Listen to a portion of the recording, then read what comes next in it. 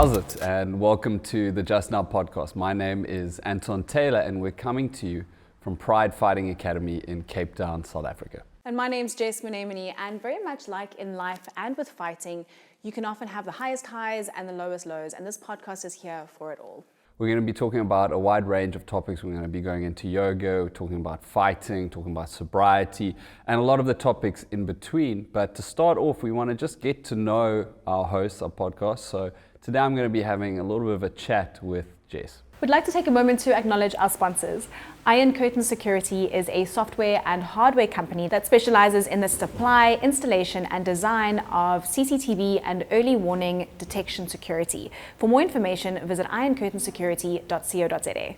Ligum Fightwear supplies fighters, coaches, and gym owners with premium quality, competition-grade traditional fight gear with a modern edge. All Ligum Fight products are designed, tested, and engineered by professional MMA fighters. For more information, visit ligumfightgear.com and use the promo code JustNow10 for a 10% discount when purchasing. Jess Mouneimne, how's it? Yes. Hi. Sure, we're here. We're here, we're doing it. Listen, let's start with that surname, Mouneimne. How often in your life do you have to, how often do people get it right? Sure, never. Never. Never. I've heard all kinds of weird and crazy things, and I think the hardest thing is that it's not my surname. Yeah. It's my married surname. So my maiden surname is Cohen, Okay. which I feel like is the fucking Smith of the Jews. So it's easy, right? And Mouneimne, then everyone's like, oh, that sounds like it's a little French. Where does it come from? And then I've got to go down this whole thing that it's Lebanese, but I think that Lebanon was a French colony at one stage. So you just mumble over it. Yeah. It's Mouneimne. You just say it really quickly and it sounds all right. I once saw funny, you were interviewed on a podcast and the guy was like, how do I say your name? And then he just butchered it. And you were like, well, that's, so it's all right. Do you correct people or do you just get sort of smile and? Yeah, you know what, you get so used to it. Yeah. And I think it's a nice example of how I think many South Africans feel who have what we would see as weird and wonderful names, where Yes. it's everybody starts with that I don't want to mess this up, but Yes. and then they proceed to mess it up. To So you're butcher just it. go for it, bro. Okay.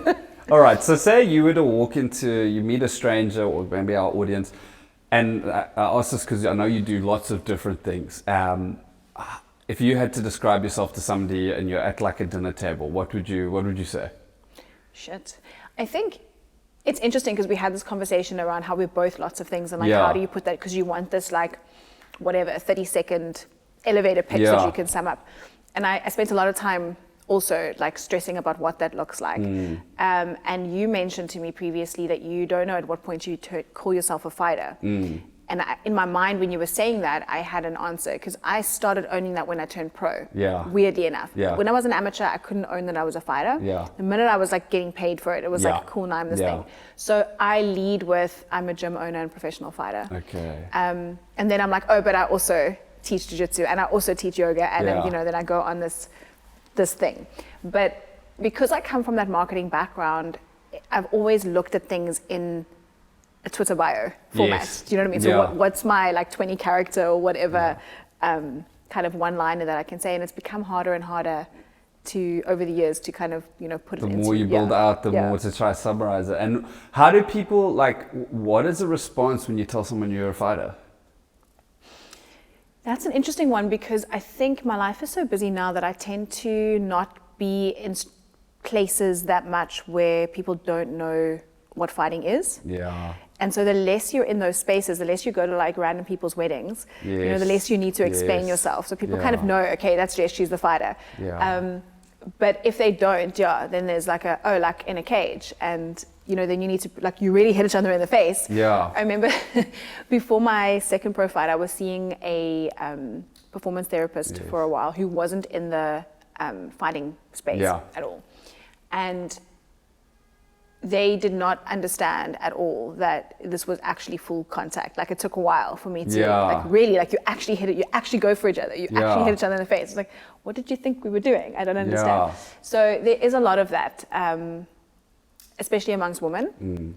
And then I think most men are they feel threatened and they want to have a go. They want to be if we were. Oh, really? Do you get that quite often? All the fucking time. And the internet, my God, yeah, a lot. So people are I think the two things I get is you know that if we were in a fight, like I would win. This is the guy now. Like they want to just like let you know that I am bigger and stronger and have more testosterone. Like really, bro? Like, okay. I didn't think that maybe because you're heavier and have more testosterone that maybe you can hit harder than I can. That's profound. You didn't go up to them and say, "Oh, by the way, I'll fuck you up," and they have to defend themselves. Funnily enough, I used to do that before I started fighting. Oh, really?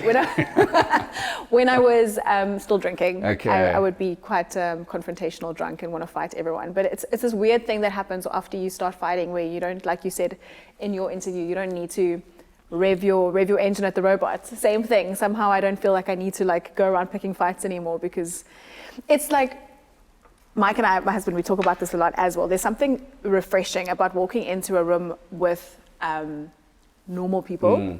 Like when I'm pushing my trolley in Woolies, right? And a bunch of other housewives are like ramming my heels behind. And I'm just like, I can look and go like, I can fuck up every person in this room.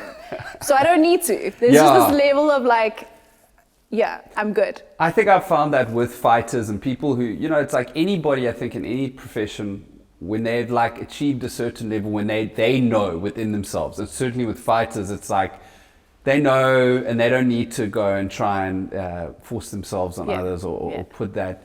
But I think what I find interesting is, we've spoken about this. I think we perhaps, and certainly you're portraying different ideas to perhaps what people have in their mind. And maybe people have a certain image of a female fighter. And I think what's also cool is to like sit down and as a human being and as someone who's well spoken, and I mean, do you like, is it markedly different from, say, how you think it is for men? If you said I'm a male fighter, like what are women's response? Are people like encouraging? Do they say it's cool, or is there still like a women shouldn't be hitting each other in the face kind of mentality?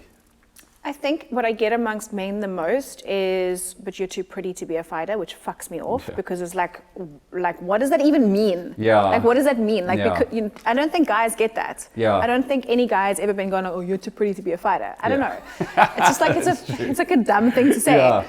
And then for women, they for the most part, I think it's very cool. I guess a little bit intimidating. I often get told like, if somebody knows me just from Instagram, for example, that my Instagram profile is quite intimidating, and then they meet you in real life and they're like, oh, you're actually quite cool. And like in yourself you feel like you're quite cool, and I feel like I'm quite friendly, and like I just want to like be everyone's chummy, and then to hear that I actually come off as a little bit scary is I think news to me. But I think when you're in this space, in this quite when you're used to being surrounded by a lot of like masculine energy, you don't realize how it might feel for somebody coming into that space for the first time. Absolutely. Well, I think it, like, and I mean, I'm really honestly interested to be interviewing you, because before I sort of, before I knew you and, saw on Instagram, I was like, sure, this chick's like very like interesting. And I think certainly for someone like me, and I'm sure a lot of people, to see someone almost like living the dream, and what I mean by that is like going out and I'm gonna actually go and do it, and I think we all probably often in life are like, oh, one day I would like to be brave enough to fight, and what I'd really been interested is you got into fighting a bit older, as far as I know, and I don't know if there was a kind of like, I think maybe sometimes people worry, oh, is life sort of passing me by, or is it too late to do this? And I don't know if there was like a specific moment when you were like, I'm gonna fight, or what sort of led you into that? So it's weird. I think my life has always been a series of like me doing things probably either too late or before I'm really ready, if you know what I mean. It's always just kind of been like, oh, now we do this. And so I've been married for 16 or 17 years. Mike's going to kill me for not knowing the date because I always rag him about it. But I got married really young, like 21 years old. So he's had to kind of witness all these career changes. And there's been so many over the last 18 years or whatever it is. And I've always kind of, it has been a bit of like, oh, now I do this. I kind of get a grasp onto an idea and think that's quite cool, and then I throw myself in, and I can become quite obsessed with the thing that I've decided I'm going to now do. But at the same time, it often grows from a need for something else. So I was doing jiu-jitsu for quite a long time. I started doing jiu-jitsu just after having my second child, and it was very much about getting back into shape. Yeah. I never really was very active in school, didn't play sport or anything like that. I did a little bit of dancing, but nothing that I took as seriously as I took taking drugs. Yeah. Like that was the sport that I had like Western Province colors in. I was really good at taking drugs in high school.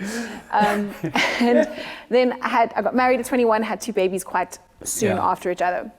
And so I only really discovered physical fitness for the purposes, like many women do, of really wanting to lose some baby weight.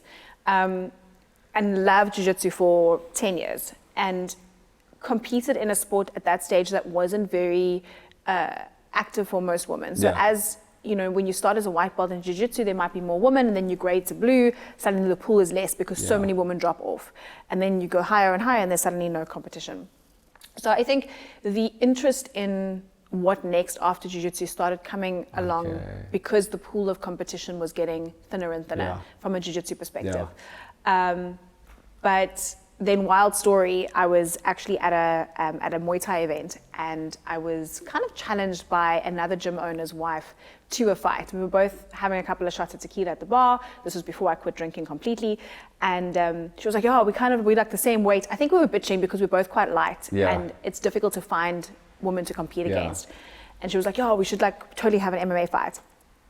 And then my marketing brain started spinning, and I was like, "How can this be?" Like, I don't want to just go fight in some like shitty gym and like nobody, like if I'm going to do this, it needs to be like, it needs to be proper, it must be for charity, like it needs to make a big deal. Like this is like Jess's marketing brain working. And it ended up being this really cool thing. So I did a female only fight card, which was the first of its kind in South Africa. We had 8 or 9 fights on the card, a mix of boxing and Muay Thai, and then 2 MMA events. And I obviously made myself the main event. I mean, when you're producing a show, which in itself came with its own thing, because I'd had a lot more experienced fighters that were fighting underneath me, but it was my event. So I'm going to make my MMA debut, and I'm going to be the main event. Nice. Good. And that was the first time that I threw a punch. Was in preparation for this MMA fight. And I look back at some of that footage and I'm horrified. Listen, I still think I'm a pretty unconventional striker because it's not my area of expertise naturally. I much prefer lying on my back and working off the ground. Not necessarily lying on my back, but being on the ground. And I learned a lot in those first 3 months of actually getting hit. So the first time you get hit in the face, and you have that quick realization of, I'm not made of glass. Yes. I'm not going to die. I think some people, this is my thing that I say to a lot of women who ask, even in this gym, when they're like, so I've been boxing for a while, I'm a little bit nervous, but I really want to get into sparring, but I don't know where to start, like I'm really scared. And I say to them, listen, you actually know from the very first time you get punched in the face if it's for you or not. And I've seen it. A lot of women that have said they want it, they come to that first sparring session, they take one knock to the face and they're like, fuck no, this is not for me. And that's okay. That's absolutely fine. Stick to the pads. No one's judging you. It's okay. For me, it was the opposite. I was like, I actually don't mind this. And I'm not fragile and I'm actually quite tough. So now the running joke is that I block punches with my face. Well, look, it's I think, I'm thinking about your first fight. It's like you're brave, right? And I think what we've sometimes spoken about is the different things we do, whether it's putting yourself out on social media or trying to, teach yoga or something like that, like putting yourself in a position where you can lose, where things can go happen, like it's scary, and I think that's something I've always really respected, and I just want to, what belt are you in jiu-jitsu?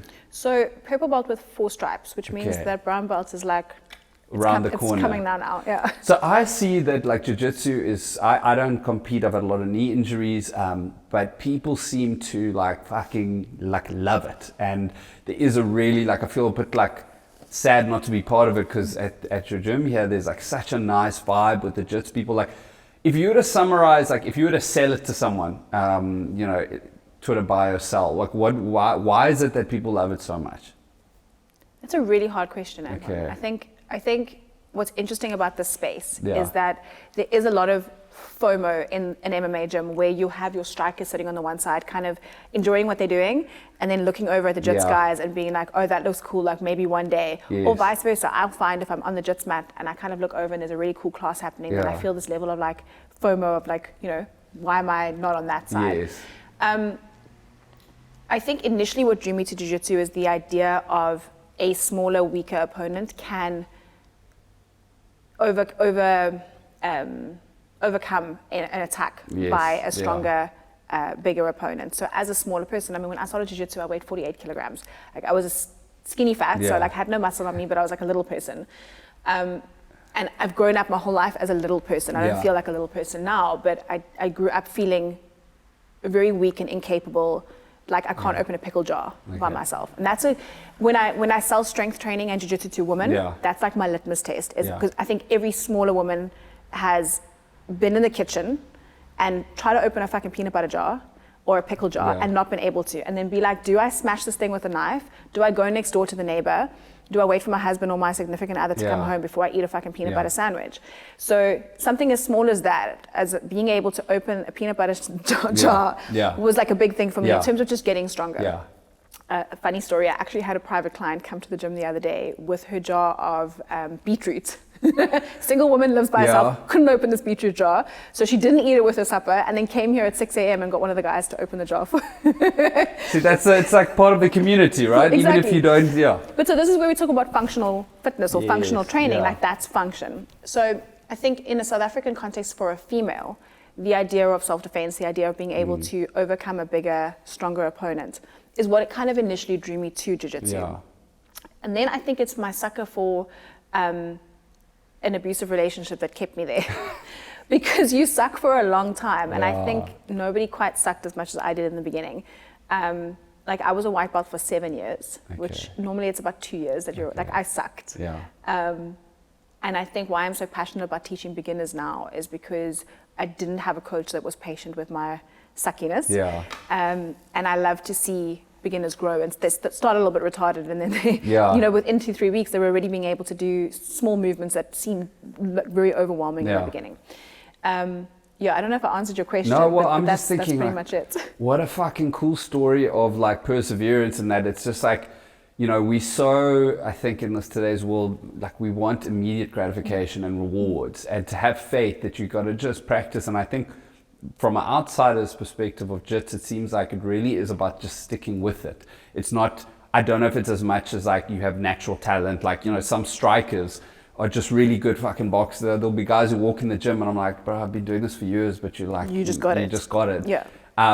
So I think like, I'm sure that mentality transfers to a lot of different things, you know. But what I'm wondering is, you know, you said that walking into like a area with civilians and like a Woolworths, you're like, I can handle myself, and like, you can take these housewives. Because I think, you know, I mean, shit, there's no two ways about it. We live in one of the most unsafe countries in the world for women, and you know, I'm wondering how, you know, it feels just in terms of like, if it feels like you feel safer and more confident as a lady being able to have done these things, and like, do you think it's like, if you're a woman who generally, probably because it's fucking realistic in this country, you have to be quite aware and alert.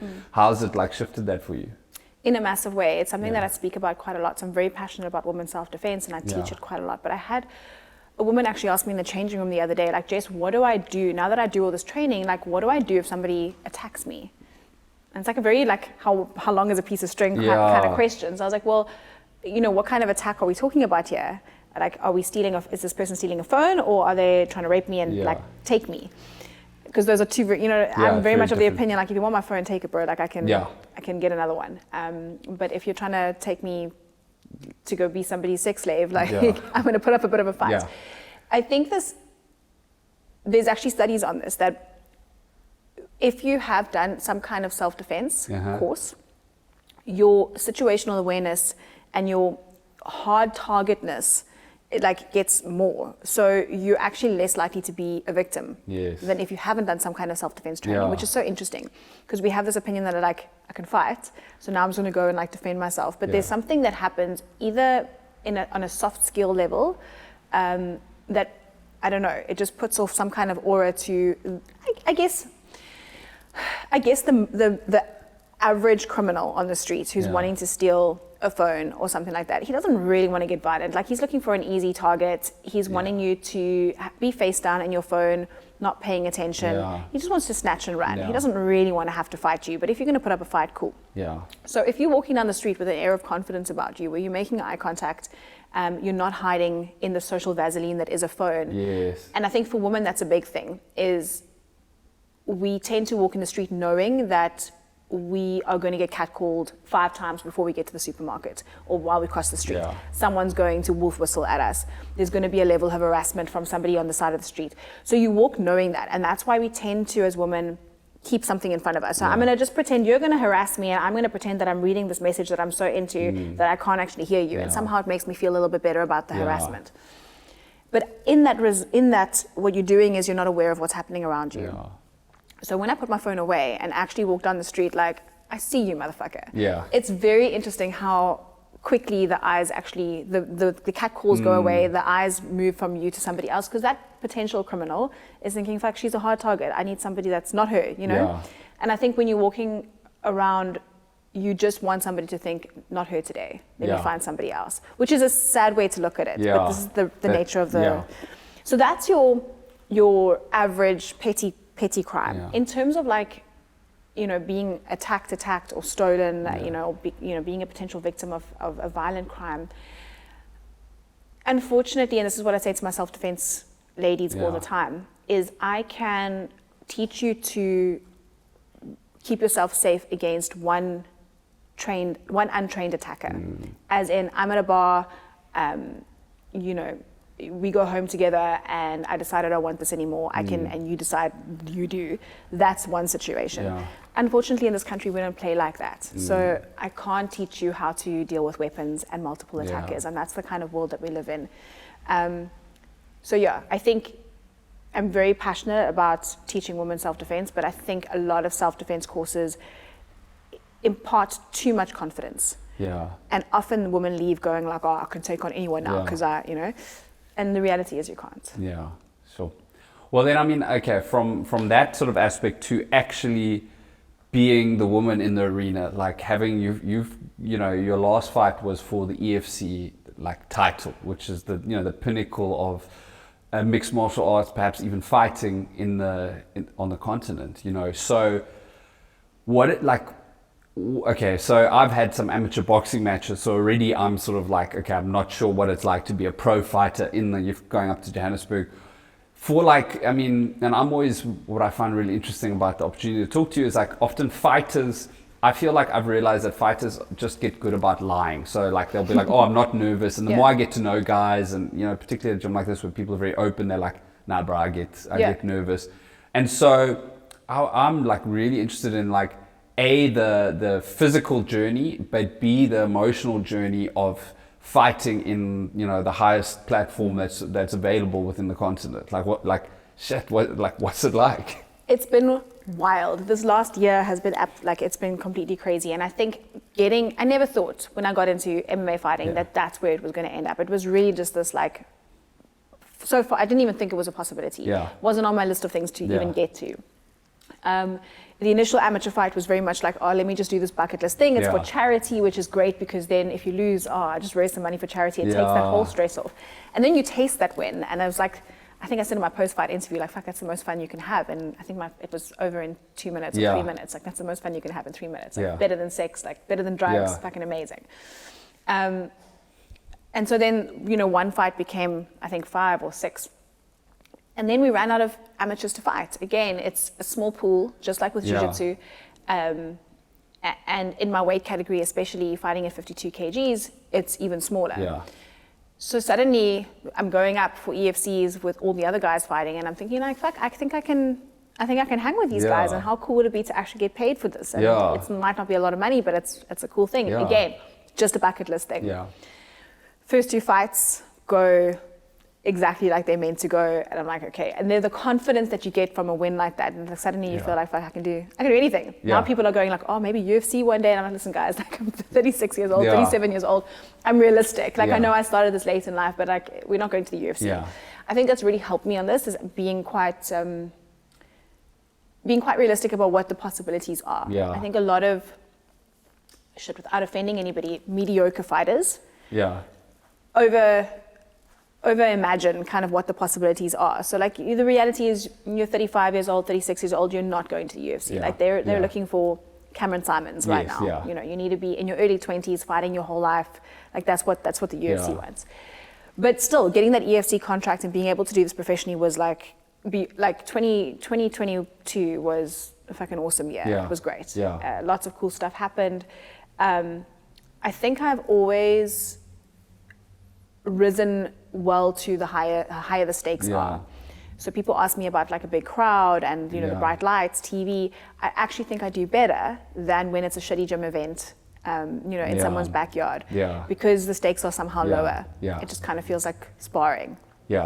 And fighting amateur in COVID, when we were fighting in that scenario where there were no spectators, interestingly enough, those were my only 2 losses as an amateur, was with this like very quiet, hard to get going kind of space. And then, this opportunity to fight for a title came, which I never really thought I was ready for. Because nobody fights for a title after 2 pro fights. So like, that is like, a proper, But having said that, I think when I sat looking at the opportunity, I thought this is the type of opportunity that only comes around once. This is the only fight that EFC is putting out for me, is to fight for a title against somebody who's had 3-4 times more experience than I've had. Alice has been fighting her entire life. I've been fighting for 4 years. So already the stakes were stacked against me. But I thought, if I say no to this, am I going to sit in my rocking chair as a 70-year-old and be like, I wish I did? And the answer every time was that. It was like, you're going to, no matter what the result is, if you don't do it, you're going to regret it for the rest of your life. So just fucking do it. What's the worst going to happen? You're going to lose. And listen, losing sucks, you know. Like, it fucking sucks. And it's been a dark start to the year, but I'm coming out the other side. I'm still really grateful that I did it. Is it? I mean, that I must say, it makes me want to run through a wall, like that idea, because it's like, so often it's fear that's stopping us from doing things. But as you say, it's like, you now have the knowledge, the piece of like, you put your hat in the ring or whatever, you went for it, man. So I find, like, say, with the kind of work that I do, a lot of it's based on performance. So you must act, you must talk, having had a few amateur fights. Like for you, is there a particular go-to way that you calm yourself or regulate yourself before a big fight, or when shit's hectic? Do you do anything, or do you just sort of give yourself to the sort of all the sort of what's happening? I think every time is different. I do think that the nerves keep me sharp, and I think that they're important to have. I have felt very calm in previous fights and then kind of struggled to switch on. So I think I'm naturally just more of an anxious, nervous person. So I kind of try to remind myself that, like, that means you're on. That means it matters, all that kind of stuff. And then just being prepared is important. Whether it's public speaking, whether it's teaching a class, whether it's fighting, like I come back to, like, you've done your preparation, and in your heart. So in your heart, if you skimped on the Tabatas or you skimped on the strength and conditioning, if you hid in sparring, in your heart if you've left your soul in the preparation or not. Being in a gym where I'm definitely the most inexperienced. And we have some really badass women that train here. So I take a lot of comfort in knowing that I get fucked up every day in this gym, and that it can't get worse. Well, I say that. Okay, so that's what I've been saying up until my last fight. Nobody hits as hard as the girls in the gym. Nobody's as tough as the girls in the gym. You've seen it all. Nothing that's going to happen in the cage is going to be as bad as it's been in the gym. The minute Alice fucking hit me, the first thing that I thought is, fuck, that was harder than Dom. So like Dom is like the hardest hitting girl in this gym by far. And I've nearly been knocked out by her multiple times. So Mike always says, you're never going to get hit by anybody as hard as Dom hits you. Literally the first thing. And I'm like, it's weird how, I don't know if you think in your fights, but things slow down so much in fights where I can like have a whole monologue with myself. 100%, And I was like, they fucking lied. This is harder than Dom. She hit like a truck. Is it? Okay. And that was the first time that I've had my bell like properly run. So a lot of people will talk about the elbow that finished the fight. And that it was a doctor stoppage, and like if I had just had, shoulda, woulda, coulda. You can always talk about if you had another 30 seconds. And I think I could have, like, I think that I have enough grit in me that I would have, if I had more chance, tried to find a win. Shot for a takedown, blah, blah, blah.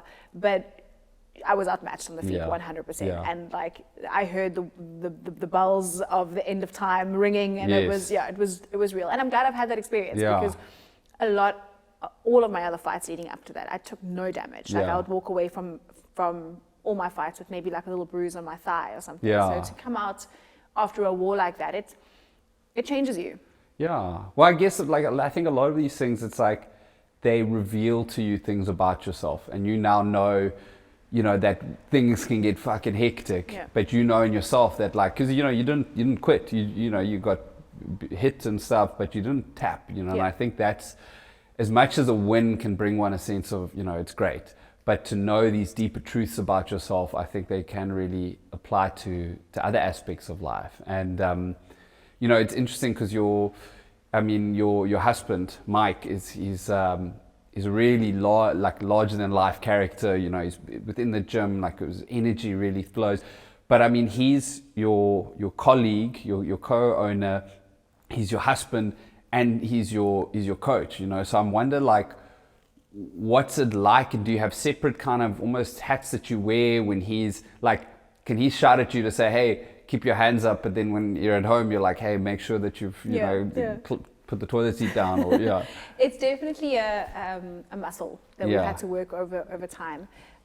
So we met in a boss employee kind of role, where he was the GM of Caprice restaurant in Cape Town, and I was a waitress. And I mean, I'm talking like I'm 17 years old. So, and he's 10 years older than me. So there was already this like, I don't have daddy issues or anything. There was already this power dynamic of age, and the fact that he was initially my boss. And so I think it was a lot easier for him to boss me around then. Yes. And then something happens the older you get. So like the 20s were rough, and then once I turned 30, I was like, fuck, no one's telling me shit anymore. I'm a grown ass woman. But in that kind of period, I went off and I started my own business, and he had his own business. So when I came into the gym full time, which was in 2017, that was quite a difficult shift, because I had run my own company for 5 years. He had the gym, and now we were merging in this space, and he very much still saw it as his space, and he very much still saw himself as like the boss. So it took a little bit of time to kind of navigate that. And then just as we started streamlining that, I was like, cool, now I'm going to fight. And I remember us arguing in those first couple of sparring sessions for the very first fight, where he would like shout at me to do something, and like he shouts at everybody else, and I'd like stop mid sparring and like back chat and just like not be okay with being bossed around. And that has settled and shifted, where both of us will speak about how in those moments he doesn't see me as his wife, or I don't see him as my husband. Like, it's very much a coach fighter role. Having said that, he'll tell you that, but I can feel in this last fight specifically, I could feel his nervous energy was different. He was like hugging and kissing me a lot backstage before the fight, and like trying to like psych me up, but I think he was psyching himself up. And because in that moment he's not my husband, I was like, don't touch me. Like, why are you kissing me? Like, it's like I'm trying to like channel this like macho masculine energy right now, and I felt like he was almost taking some of it away by like making me softer. It's the same reason why I don't want my kids around when I fight. So a lot of fighters, male fighters specifically, you'll see them like even walk out with their kids. It's like for men, I've seen some females do it, but I think for men it's very much like, these are my trophies. You know, look at my kids. I don't know. But for me, I find it a distraction. Even if I see my kids in my peripherals when I'm sparring, it like tweaks my ovaries. I don't know. It's like it does something that just throws me off completely. So I feel like for me, and I can't speak for a woman, but I feel like I have to very consciously channel this fighting energy. And there's almost no space for that and the maternal stuff to exist at the same time, if that makes sense. It makes a lot of sense. And I mean, like we've spoken about, it's like you're wearing different hats, you know, and I'm like wondering, as the co-owner of what I think is the best fighting gym in the continent, what's it like what's it like owning, because I'd imagine also it takes up a lot of time, and there's all sorts of like administrative stuff, but also people skills. You know, what's the experience, I guess, of owning a gym like? Fuck, it's cool. It's like, it's the coolest job in the world. You know, that saying of like, you know, if you do what you love, you'll never work a day in your life. Bullshit. Like, we work like dogs. We're both, Mike and I are like fucking slaves to this place. But it's good work. It really is. And I've been my own boss before. But this is on another level. This is awesome. I think being able to, and what got me into it, I had a marketing agency, and it was very much talking about ROI and you know, clients wanting the bigger, more viral thing, and it was very thankless. And on the flip side, Mike was getting all these amazing messages. At that stage, the gym hadn't grown to where we are now, where we have all these coaches. So he was doing a lot of the one-on-one training. And these guys would send him these amazing messages like, Mike, since I've been training with you, like my marriage is better, or I'm off antidepressants, like you've saved my life type of stuff. So very, very much thankful. And I was like, fuck, I want a piece of that. Like what I'm doing right now has none of that in it. And that's kind of the big thing that made me move into the fitness space initially. Because initially I was very much doing personal training before I started getting into actually coaching Jiu Jitsu, and then obviously running the gym side by side with Mike. So it's very rewarding, but it's hard work. I mean, I've seen you guys, work. No, I was going to say, and I think both Mike and I having that experience of being in Caprice and navigating that, we often say that if you can work at Caprice, you've got people skills for life. Because you deal with all types. So I think both of us are very prepared for like the craziness that comes, because we are a melting pot of different cultures, different life experiences. People come here and it's like cheap therapy for them. Not just because they want to hit stuff and get out their anger, but because they actually want to talk about like hardcore life stuff, which we're not qualified for, but we try. And I think once you've had those experiences of working in hospitality, I feel like you can navigate anything. Well, I mean, it's interesting because you guys were, involved with Caprice, which is a Cape Town institution, and now it's, Pride, which is in itself also an institution, and I think, say, for me, not trying to promo your gym, you're not going to slip me, some money afterwards. Like, I find coming here, and I think it comes from the top down, like, everyone is so welcoming. Like, it's really, I think places always sell itself as like, we're inclusive and stuff, but you have wide diversity of people here, and I think the one thing I've always found is, wow, like I'll come here and maybe I've had a bit of a tough day, and you just feel good, and I think that's amazing, that kind of that ethos that comes from the top down, and I'm thinking, I mean, you've walked because I think what probably makes one able to help people is when you've worked through stuff as well. Like, I think sometimes you don't even have to give advice. It's just the fact that, okay, this person's also experienced life and gone through challenges. And you once shared like a video on social media where you spoke about your quite remarkable journey, where you said some of the challenges starting from young and having got sober and stuff. And I mean, like, man, it's pretty interesting. Like, it was a wild childhood. I think when you are the product of two very dysfunctional people, it's almost like it's inevitable, right?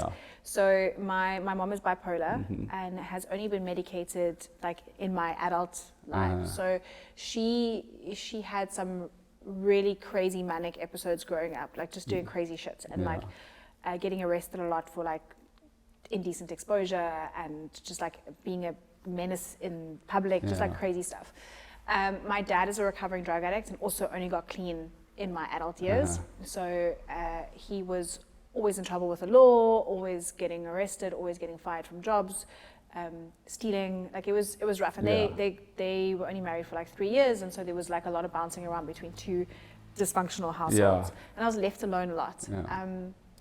And so I started doing drugs when I was living with my dad, because there were drugs everywhere. So I started smoking weed, which people will say isn't a drug. That's fine.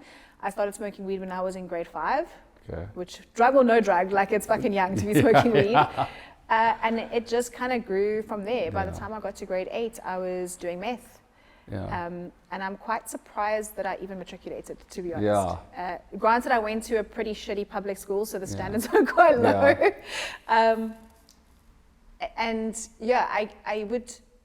I would kind of attest to meeting Mike as a big catalyst in getting clean initially. I remember meeting him at Caprice. So one of the things that I always did was work. There was always this industriousness about me.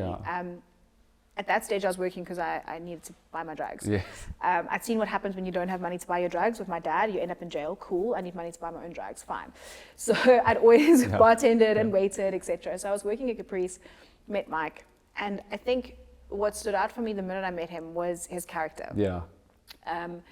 Back then, there were these "What Would Jesus Do" bracelets. I don't know if you remember those. And so I never wore one of those, but I kind of used him as my what would Mike do bracelet. Yes, yeah. And like, this man that had this like really honest character about him, and I'd never met somebody like him before that just like wouldn't tell a lie, had clean habits, was sober, yet was cool and accepted. You know, despite being so adamant on like I don't drink, I don't do drugs, type of very committed to his religion. And so seeing that was a big inspiration for me of like, okay, cool, I can be cool because we all want to be accepted and live a sober life. So that's kind of what was the catalyst to getting clean the first time. Unfortunately, there wasn't enough to to stay clean because there was no work that I had done, you know, behind that. And so I relapsed around the same time as my agency took off because now we were rolling in money and I was pulling late nights and again wanted to be accepted, blah, blah, blah. So I had quite a long relapse stint before anybody started noticing. And things kind of fell apart between 2016 and 2017 quite badly. And it took nearly losing my family before I realized, like, you need to hit rock bottom sometimes before you go, cool, now I need to decide, like, I can't have both. And that was, again, the kind of the final catalyst for me to actually clean my shit up, get some therapy, figure out, like, why am I using, what is it that I'm getting from this?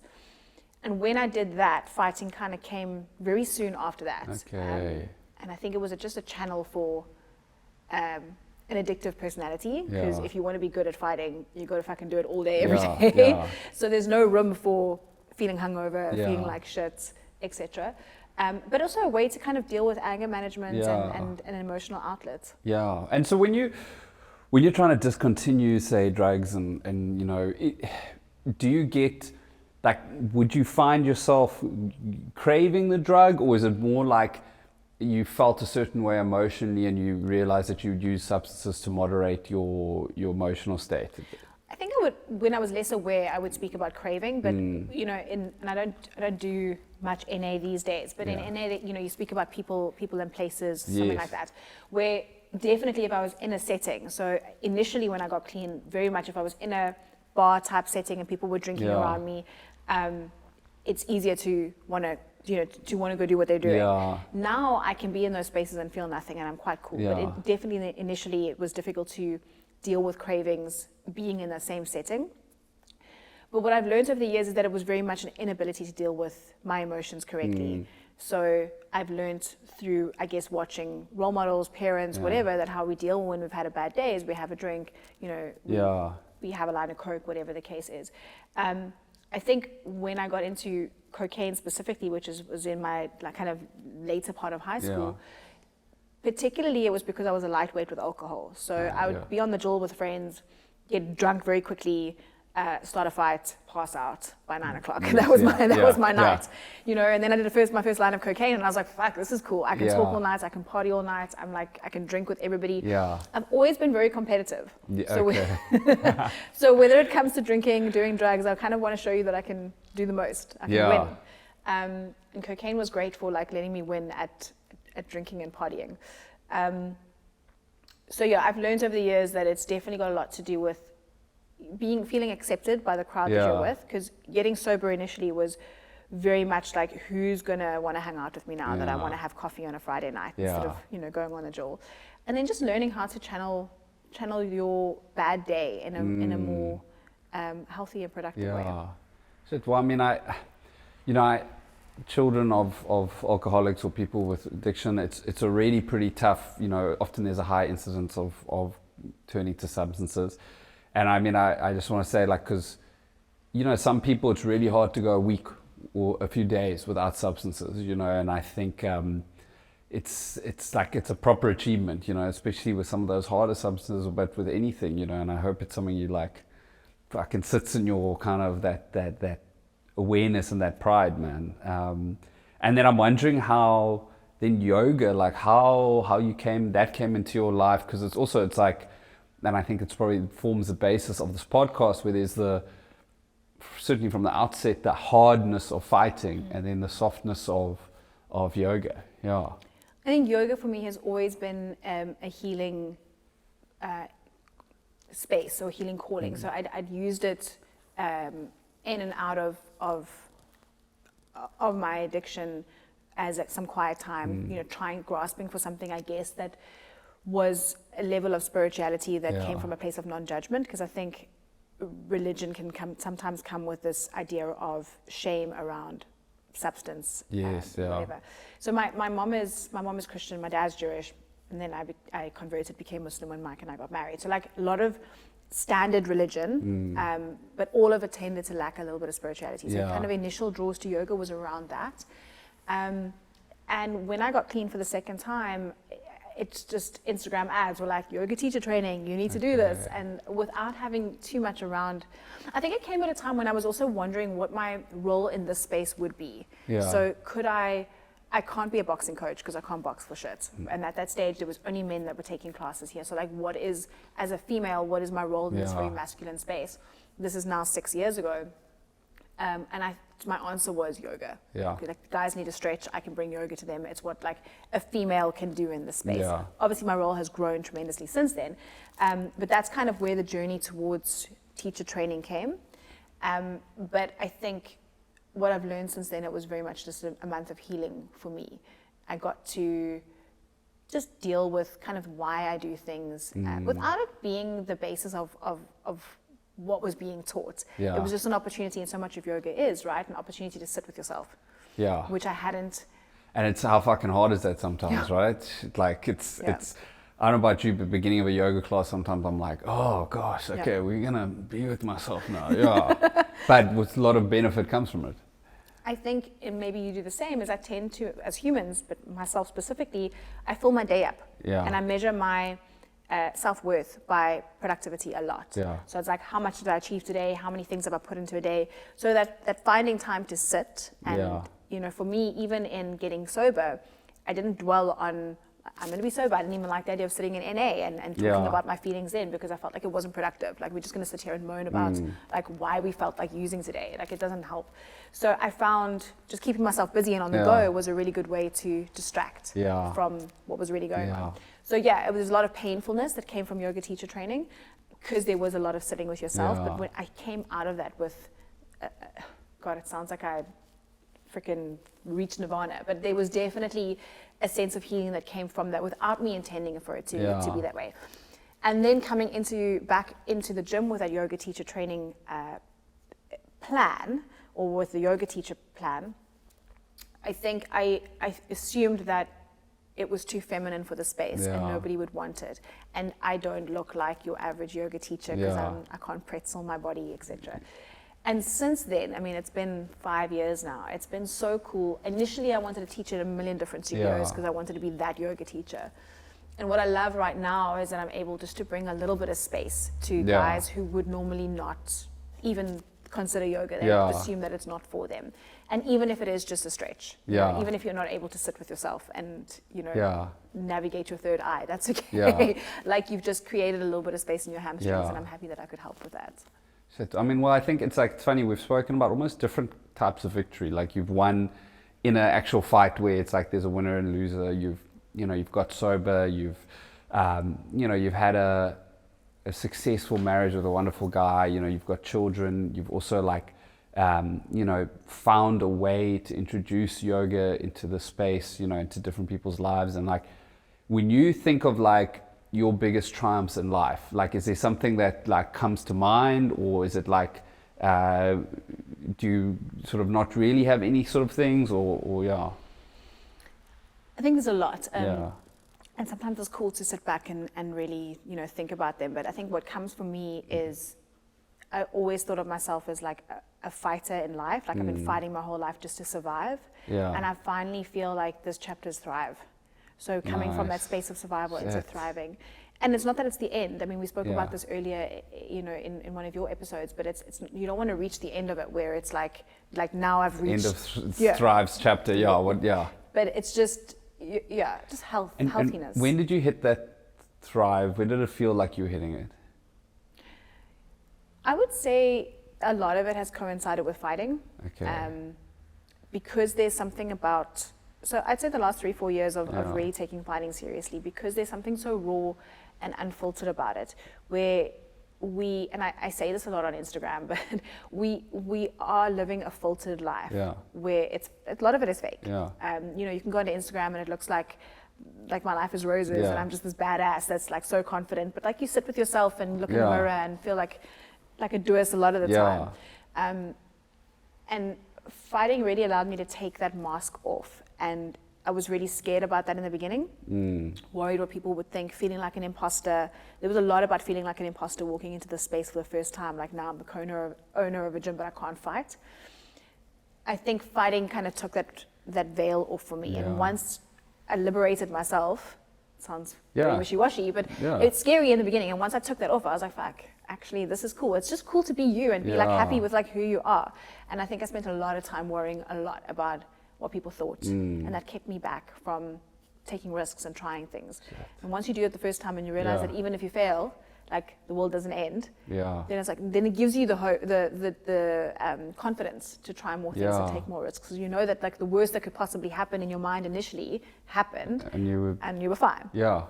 Shit, you know, because I think, look, for a lot of people, it feels like sometimes getting through life is like a lot of struggle, and I'm sure for everybody, no matter who you are, there's like, you have to fucking fight and get through the days. And I think it's always cool to know that, like, you know, if you weren't born thriving, or if you didn't like leave school when you're 18 and it's like, oh, to be like even a bit later, you know, especially like an athlete, what I find really is inspirational is like an athlete who's a bit older, who's like, shit, but I still had that opportunity, you know, and it certainly like makes me feel hopeful. And you know, I'm wondering, it's quite a hard question to ask, and like but it's almost like if we were playing a game and you're allowed to say any dreams possible, so it's like you can be president or something, like what would in the future, like what would the dream be for you to realize? And it could be like an achievement, or just like your work, or how you're feeling within yourself. Like have you even thought that far, or are you just kind of just riding the wave and just seeing what happens? Right now, to be honest, I spent my whole life with that. Like I just want this one thing. I just want like chasing that thing. And I think that right now this has exceeded, you know, any of the goals and dreams that I had. They've been exceeded. So right now I'm just like, fuck, this is cool.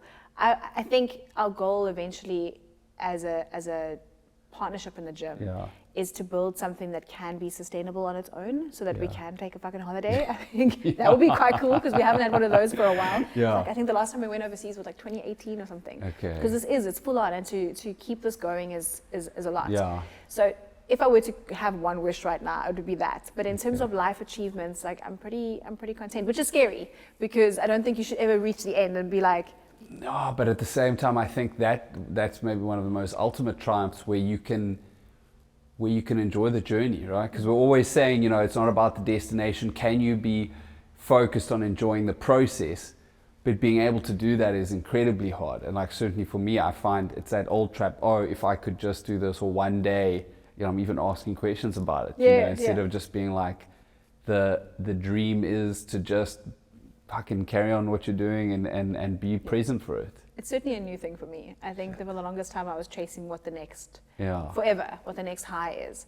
I do think that to stay motivated outside of a fight camp is still something that I need to work on.